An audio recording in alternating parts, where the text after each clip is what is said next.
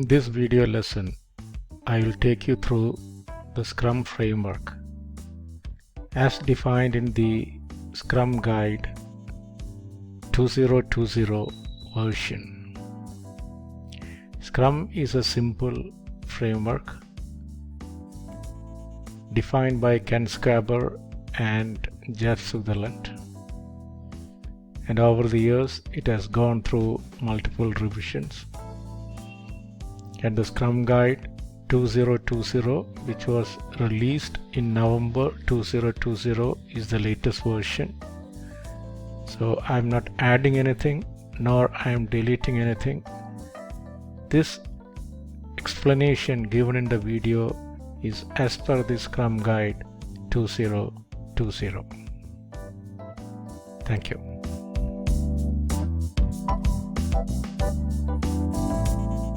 Let me take you through the Scrum framework as defined in the Scrum Guide 2020. I request active watching of this video so that you understand the concepts very clearly.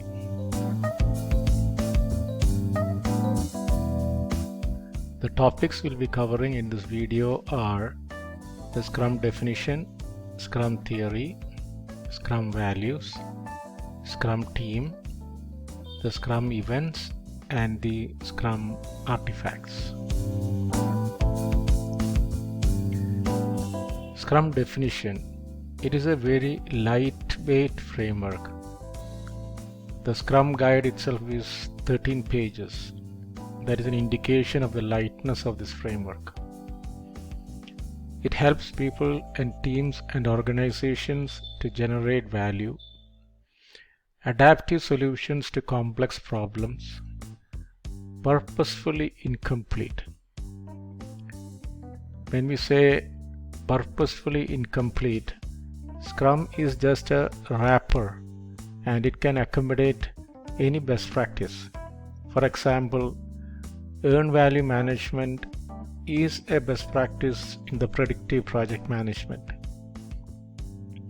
If the team feels that earned value management can add value to a particular Scrum project, they can adopt it. Absolutely no problem. So Scrum is just a wrapper which can wrap around all the processes which can add value to the product of the project. So they have kept it as purposefully incomplete. It is not highly prescriptive. The adaptive solutions to complex problems helps people and teams and organizations to generate value, and it is a lightweight framework. Scrum theory, founded on empiricism and lean thinking. The knowledge comes from experience. Making decisions based on what is observed is more critical. Lean thinking reduces waste and focuses on the essentials. So generally there is a notion about agile is that agile is ad hoc. It is indisciplined. But when we really get into Scrum, which is one of the most popular framework in the agile frameworks, among the agile frameworks, everything we talk with numbers. How much was planned, how much is completed, everything is based on numbers. So it is highly driven by empiricism. And making decisions based on what is observed, that means every sprint, at the end of every sprint there is a sprint review, lessons learned is there, and we plan the subsequent sprint based on the learnings from the previous sprint. And whatever that can add value to a sprint, we incorporate, and whatever is not adding value, we are constantly in the drive to eliminate them. It is an iterative incremental approach, improves predictability of the project and reduces risk. Improves predictability means it is because of the transparency it creates. It increases predictability, and it reduces risk because it is an Iterative model, the stakeholders get to see the increment of the product very frequently, and that reduces a lot of risk. The empirical Scrum pillars are transparency, inspection, and adaptation. Transparency is key. At periodic intervals, maybe there is a daily stand-up meeting or a daily Scrum, that is a form of inspection. There is a sprint review, that is a form of inspection. Then adaptation. Based on the lessons learned during a sprint, we adapt the subsequent sprints. Then comes the Scrum values. The Scrum members must be committed, highly focused, should be open, should respect. When I say respect, it should be self-respect and mutual respect, and the courage. The Scrum team members are encouraged to take some calculated risk. So these are the Scrum values, and sometimes when I share this in a group of people, sometimes they get very cynical. But then if you really want to appreciate it, you take the opposite of it. Can we deliver something with uncommitted people? No. Can we deliver something with a team which doesn't have a focus? No. Can we deliver something with a team which is not open enough to share the status and issues? No. Can we work in a dysfunctional team where there is no absolute mutual respect? No. Can we work in a fearful atmosphere where nobody has any courage to communicate openly? No, we cannot deliver. So these things, before judging it as utopian stuff, I want to say that without these things, a project cannot be successful. Let us move on. Then Scrum team. Scrum team is a small group of people, less than 10 numbers. And this 10 includes the Scrum Master, who is a kind of a project manager, but maybe a servant leader. Scrum Master, product owner, developers, and the team will be cross-functional and self-managing. The Scrum Master ensures that the project is following Scrum. The product owner maintains the product backlog. He maintains the feature list of the product and prioritizes them. And developers build the product, and the team can be cross-functional. When we say cross-functional, in the conventional team we have developers, we have testers, we have architects, whereas in Scrum team it is just one team which has multiple skill sets. There can be people who knows testing, there can be people who understands coding or engineering or architect. So it is a cross-functional team, but there is only one designation, that is you are a team member within a Scrum team. So it is a cross-functional team,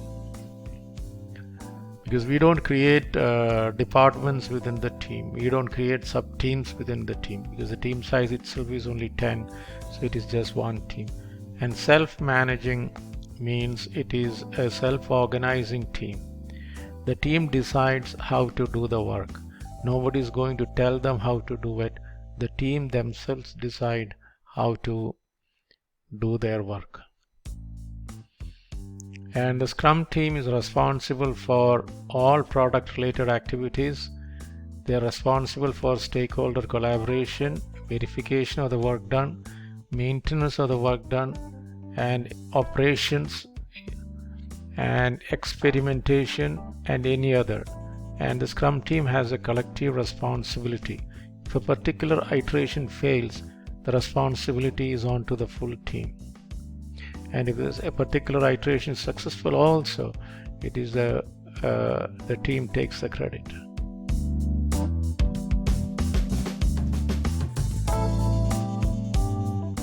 Then the specific roles.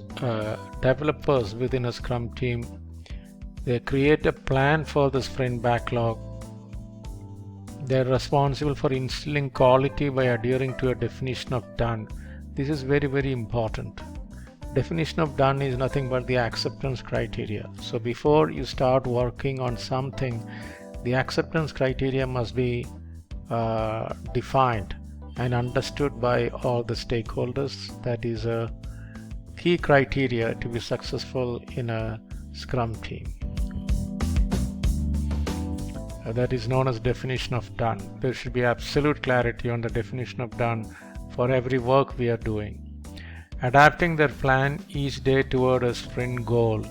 For every sprint there is a goal to be achieved. So they keep adapting their plan each day based on the progress made, based on the deviation, based on the lessons they learned. They keep on fine-tuning the plan to accomplish the sprint goal. They hold each other accountable as professionals. They're responsible for creating a plan for the sprint. We call it a sprint backlog.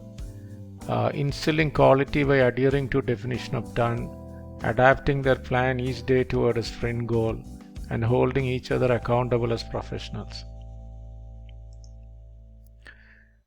So we discussed about the team as such, then we discussed about the development team. Now it's a product owner. Product owner is responsible for maximizing the value of the product. Effective product backlog management is another key responsibility of the product owner. That is developing and communicating the product goal explicitly, creating and clearly communicating the product backlog items, ordering the product backlog items, and ensuring that the product backlog is transparent, visible, and understood. Product owner is one person and not a committee. The entire organization must support him. He may delegate some of his responsibility and at the same time he is responsible for it. So product owner maintains the product backlog. When I say product backlog contains the potential features that may or may not get into the product. As and when a product owner gets an idea about a new feature that can be good for the product, he enters it into the product backlog, not in a detailed fashion, maybe as one-liner. So that gets into the product backlog, and the product backlog keeps growing. When the product backlog stops growing, there is an indication that the product has reached end of life. So typically they use something like an Excel sheet, keep on entering the probable features that may get into the product, and then they prioritize it, which features should happen first. They think about a minimum viable product as well. So which are the top priority features, in which iteration it should go, and for the immediate iterations, before starting the iterations or sprint. In the Scrum, the terminology for iteration is sprint.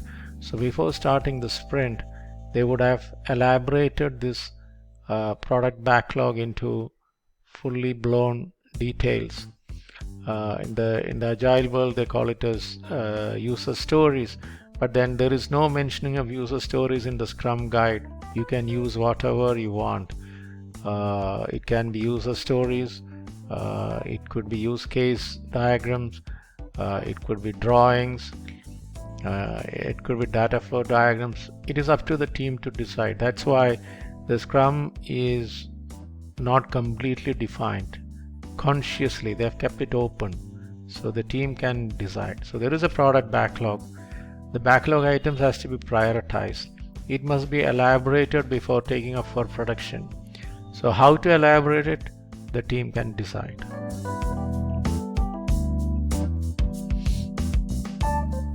So these are the key responsibilities of the product owner.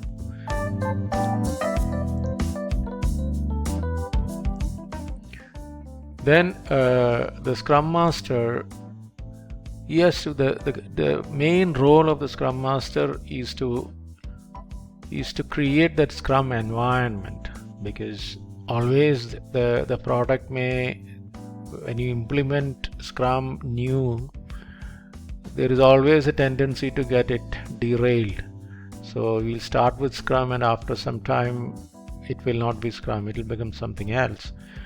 But then it is the Scrum Master's responsibility to ensure that the project is following Scrum, and for that he has to create the right environment.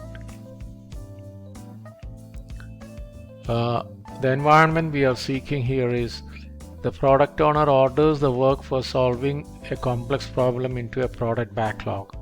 So the product owner creates a product backlog. The Scrum team develops an increment of the product during the sprint. So here we have the sprint. So the Scrum develops an increment of the product backlog during the sprint. The Scrum team and its stakeholders inspects the results and adjusts for the next sprint. So at the end of the sprint there is a sprint review. So they inspect the results, and after that they get into sprint retrospective, and those findings gets incorporated into the subsequent sprint. The Scrum team and its stakeholders inspects, and the cycle keeps on repeating till we complete all the items in the product backlog.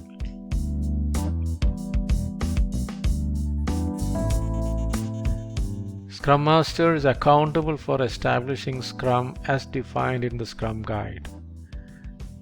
The Scrum Master must train others Scrum theory and practice, and Scrum Masters are true leaders who serve the team and the organization. So as a Scrum Master, I should be serving the team, I should be serving the product owner, and I should be serving the organization for the success of the product and for the correct implementation of Scrum. Scrum Master service to the team, coaching the team in self-management and cross-functionality. So this cross-functional team has to unite and work as a single unit to deliver value. So for that, coaching is required. Helping the Scrum team focus on the iteration or sprint. Causing the removal of impediments, ensuring that the Scrum events take place and are positive, productive, and kept within the time box. So causing the removal of impediments is one key aspect of Scrum Master role. As and when the team comes across an issue which is preventing them to proceed further, the Scrum Master has to facilitate a solution to that. It can be dependencies, it can be scope creep, it can be lack of clarity on the requirements, it can be lack of equipment. Whatever may be the issue which the team is unable to resolve, the Scrum Master has to get it resolved. So that is the causing the removal of impediments. And ensuring that Scrum events take place and are positive, productive, and kept within the time box. This time boxing is very critical in Scrum. Of the three pillars of project management, time, cost, and scope, in Scrum what is non-negotiable is the time. Time cannot be negotiated.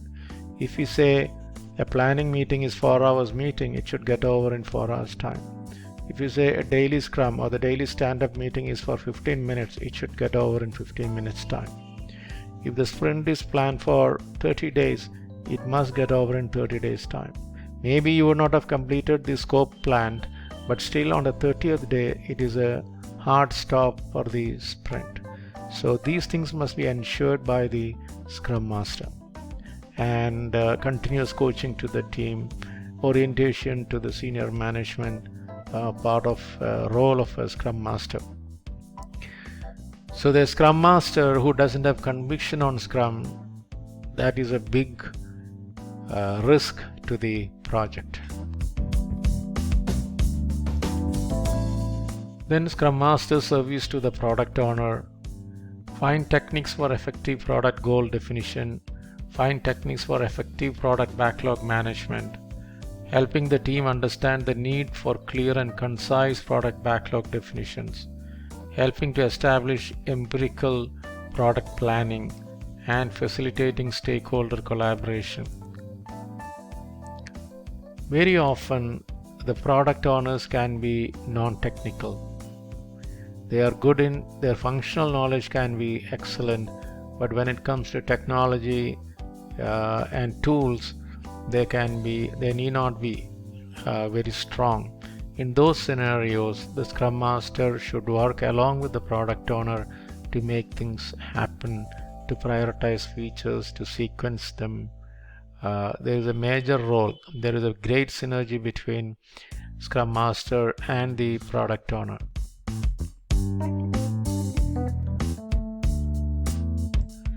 Then Scrum Master service to the organization. Find techniques for effective product goal definition, and find techniques for effective product backlog management, and helping the team understand the need for clear and concise product backlog definitions, helping to establish empirical product planning, and facilitating stakeholder collaboration. Find techniques for effective product goal planning. It's about defining the objectives and the goals for the product very, very clearly. It can be the business case of the product itself. Find techniques for effective product backlog management. So we discussed about product backlog. Sometimes we may have to use tools for it. So picking up the right tool, training people on the tool, all these things are facilitated by the Scrum Master. Helping the team understand the need for clear and concise product backlog definitions. Sometimes during the planning meetings, the team agree to things which are not clear enough. So in those situations, it is the responsibility of the Scrum Master to educate the team about the importance of these things. Without absolute clarity on the requirements, the team should not agree to develop it, or without clarity, the team should not develop it. So that is very important. And as a Scrum Master, you will have to give the confidence, you have to mentor the team on these things. And helping to establish empirical product planning. Now let us say your product backlog has 100 features to be developed. Now we have to do a kind of estimate for this, so that we can decide on how many sprints, and each sprint how much work we should complete, and what is the manpower required. So there should be some amount of empiricism, the numbers getting into all these things. So it is the Scrum Master's responsibility to the organization to establish these things, because we need to bring in estimation techniques, story points and stuff like that, or anything, because again, Scrum Guide is not proposing any one particular technique. So that we have to, it is giving freedom for the Scrum team to decide the techniques and the tools they can use.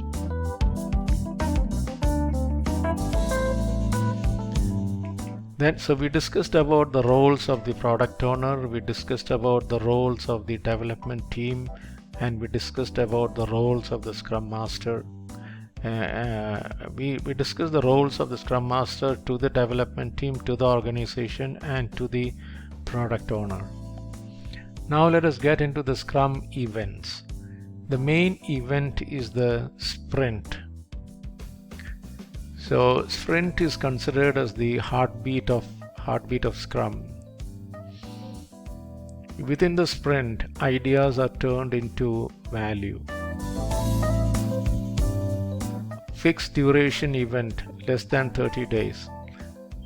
So a sprint cannot be more than 30 days duration. I've seen sprints of weekly sprints, I've seen fortnightly sprints, and I've seen this 30-day sprints as well. But as per the Scrum Guide, a sprint cannot be more than 30 days. That is mandated. Then again, we cannot keep on changing the sprints duration every now and then. When I say that, you cannot run one sprint of 30 days, another sprint of 15 days, then another sprint of 30 days. That is not allowed, because if you do that, then we will not learn much from these sprints. So if you're running with 15-day sprints, you run with it. Maybe after 6 or 7 sprints, if you want to revise it to 30-day sprints, that is fine. But intermittently, don't change it. And the key here is maximum 30 days duration, which includes the sprint planning, sprint review, sprint retrospective. A new sprint starts immediately after the completion of a sprint. As soon as one sprint gets over, the next sprint starts. Focus is on the sprint goal. So every sprint can have a sprint goal. And the quality does not decrease. In every sprint, we have to ensure that the definition of done is accomplished. And the refinement of definition of done also happens sprint after sprints. The product backlog is refined as needed. During the sprint planning meeting and during the execution of the sprints, it's a continuous activity. The refinement of the product backlog is a continuous activity throughout the project. Scope may be clarified and renegotiated with the product owner. That means when we plan a sprint, the product owner proposes saying that these are the features that must be taken up during the sprint. And if the scope is not clear enough to estimate that particular work, the team members are supposed to ask questions and get the scope clarified. Each sprint can be treated as a short project of maximum 30 days duration. To monitor the progress of the sprints, the teams may use burn downs, burn ups, cumulative flow charts. Again, it is not mandated by the Scrum Guide. Some people use earn value for Agile for Scrum. That is okay. So it is up to the team. They will decide which are all the tools and techniques they will use to report progress. But then these are the commonly used ones. Burn down chart is predominantly it is used. Very frequently it is used at a sprint level, at a release level, and at the product level also. And burn up charts are also used. Cumulative flow charts are also used widely in Scrum teams. So each sprint comprises of you have a product backlog. The product owner proposes a set of features to be developed, and the team gets into the sprint planning meeting. All the clarifications of the requirements happens. They estimate the work, then they commit on a refined set of features and that they develop during the sprint. And every day they have a daily stand-up meeting, which is also known as a daily Scrum, which is for 15 minutes. And at the end of the sprint, there is a sprint review by the key stakeholders of the project. If the sprint items are meeting the definition of done, the sprint is successful. Then they get into a sprint retrospective. They discuss things like what all things we did right and what all things we did wrong, and what are the immediate action required. So they incorporate those things into the subsequent sprint. And at the end of a sprint, the product increment gets delivered.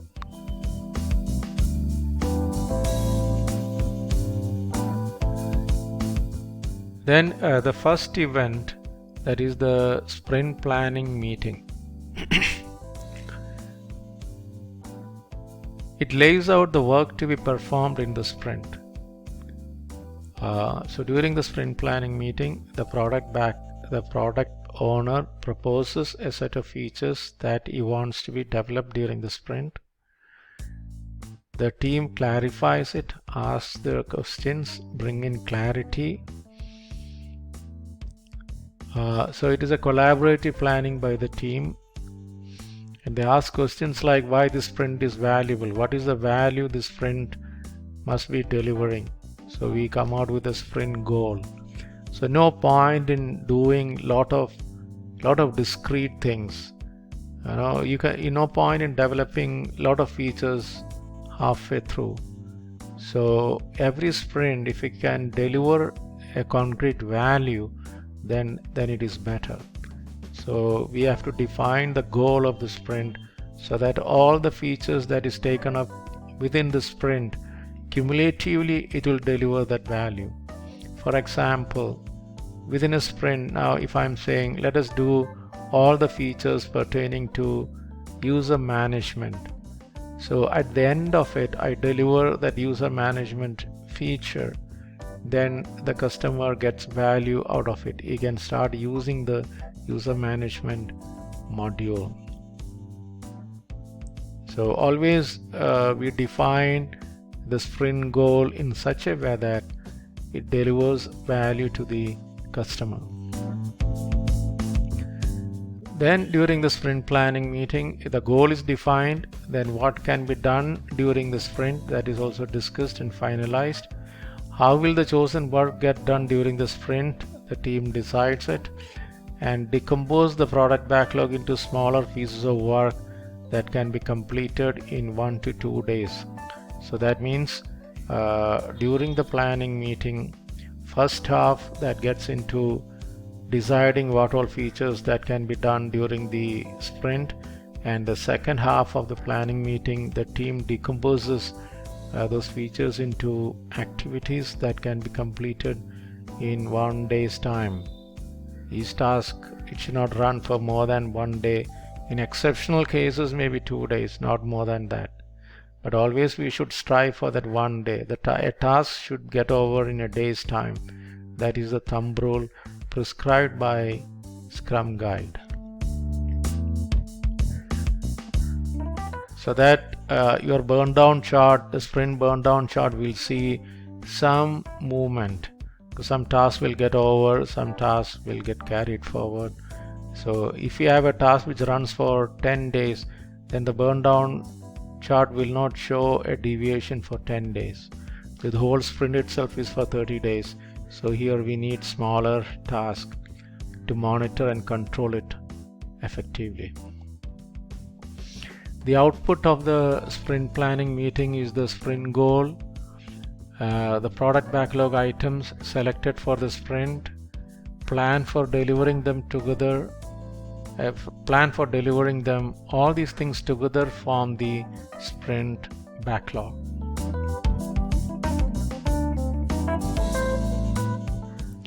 So typically for a 30-day sprint, a 8-hour sprint planning meeting is recommended.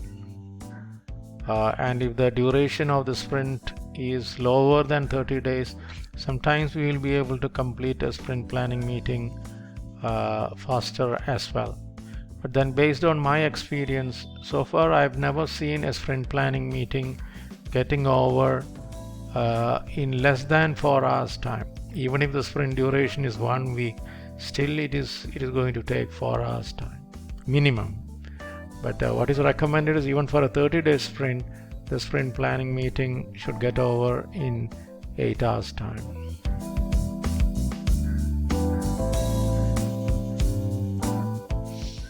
Then the daily scrum. Daily scrum is also known as the daily stand-up meeting. It is to inspect the progress to the sprint goal. So every day we track the progress towards the sprint goal. Very often we use the burn down chart to do it. It's a 15-minute meeting for the developers. So it is a developers meeting held at the same time and place that makes the scheduling easier. The product owner and the scrum master can participate as developers if they are working on some items. So a Scrum Master can volunteer some of the development activities. In that case, he'll be attending that meeting.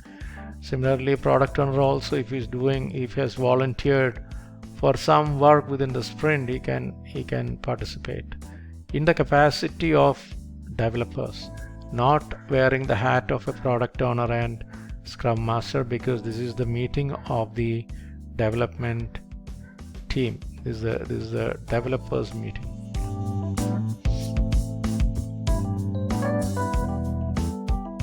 So this happens on a daily basis. Then comes the sprint review. So towards the fag end of the sprint, sprint reviews happens to inspect the outcome of the sprint, to determine the future adaptations. The Scrum team presents the results to stakeholders. The Scrum team and stakeholders review the outcome of the sprint and collaborate on what to do next. And it's 4 hours for 1 month sprint. So sprint review meetings are 4-hour meeting where the increment of the product developed during the sprint is demonstrated to the key stakeholders, and somebody verifies whether this developed increment of the product during the sprint, it satisfies the definition of done for that, and if all the activities planned or all the features planned within the sprint satisfies their definition of done, then we say the sprint is successful,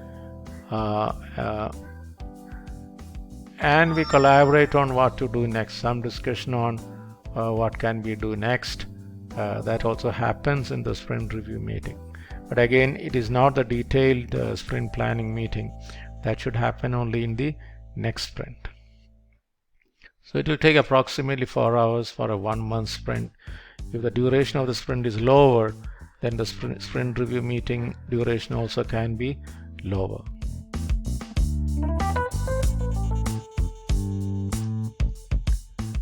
Then comes the sprint retrospective. To plan ways to increase quality and effectiveness, inspects how the last sprint went with respect to individuals, interactions, processes, tools, and the definition of done.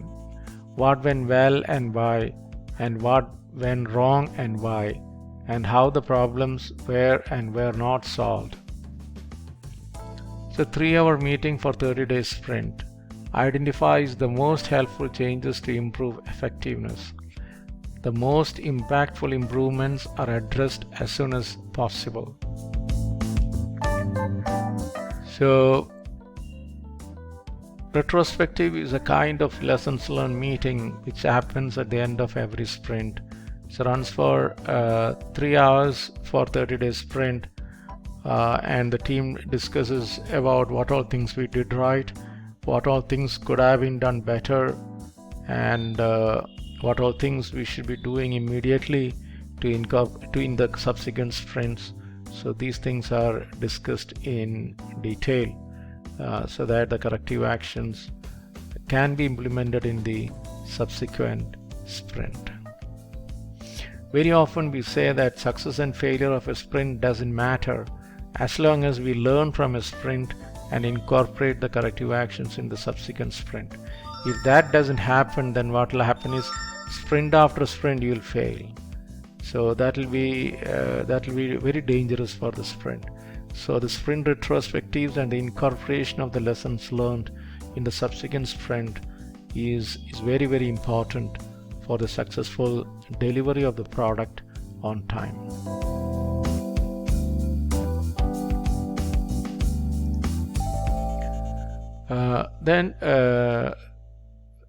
So far now we discussed about the Scrum team. Then we discussed about the different roles in the Scrum team, like the product owner, the development team, and the Scrum Master. And we discussed about the sprint, and we discussed about the ceremonies like the sprint planning meeting, sprint review meeting, the daily Scrum or the daily stand-up meeting, and the sprint retrospective meeting. Now let us discuss about the Scrum Artifacts. Product backlog is one key artifact and that is driven by the product goal. What should the product do at the completion of it?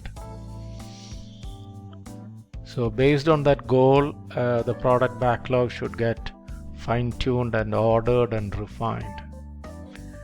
Then sprint backlog. Sprint backlog is driven by the sprint goal. At the end of the sprint, what is that we should be achieving?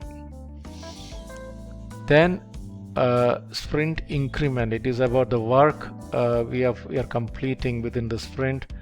That means that particular work or the development work that happens within the sprint, or the increment of the product that is happening within the sprint, is driven by the definition of done. That is the goal. So this must meet the definition of goal.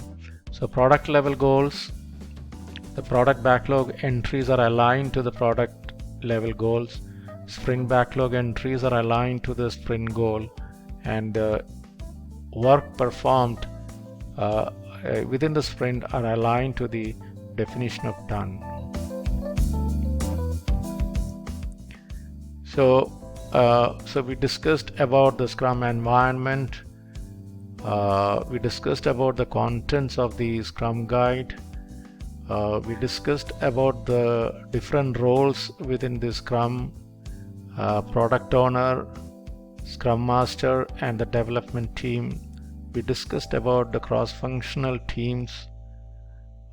Then we discussed about the ceremonies within the sprint, like the sprint planning meeting, sprinting, sprint review, sprint retrospectives, and the daily stand-up or the daily Scrum. Then we discussed about the artifacts within Scrum. That is the product backlog, sprint backlog, and the increment. Then we said the product backlogs are driven by the product goals, sprint backlogs are driven by the sprint goals, and the artifact and the product increment is driven by the definition of done. So this is the Scrum summary. So the product owner comes out with he keeps on developing the product backlog, focusing on the product's goal, and he prioritizes them, and he proposes a set of backlog items to be developed within a sprint to a sprint planning meeting, which is attended by the product owner, Scrum Master, and the development team. So during the sprint planning meeting, he proposes a set of features to be developed. The team clarifies everything, estimates it, decomposes it into tasks, and they decide they decide how to convert that into the final deliverable. And every day there is a daily stand-up meeting where the team members discusses three things, like what did I do yesterday, what am I doing today, and what are the challenges I'm facing. This meeting cannot be more than 15 minutes. And then at the end of the sprint there is a sprint review, which runs for 4 hours for a 30-day sprint. Then we get into a sprint retrospective as well. We discussed about what all things we did right and what all things we did wrong. So this runs for approximately 3 hours time for a 30-day sprint. If the sprint duration is lesser than 30 days, then the duration of the ceremonies can be reduced. Again, it is a team's decision. At the end of it, a product increment comes out of the sprint, and they get into the subsequent sprint planning meeting, and this sprinting or these iterations continues till the complete product backlog is exhausted. And initially we focus on a minimum viable product. Our prioritization will be to come out with a minimum viable product, and once we achieve that minimum viable product, then it is all about enhancements to the product. So that is the Scrum summary.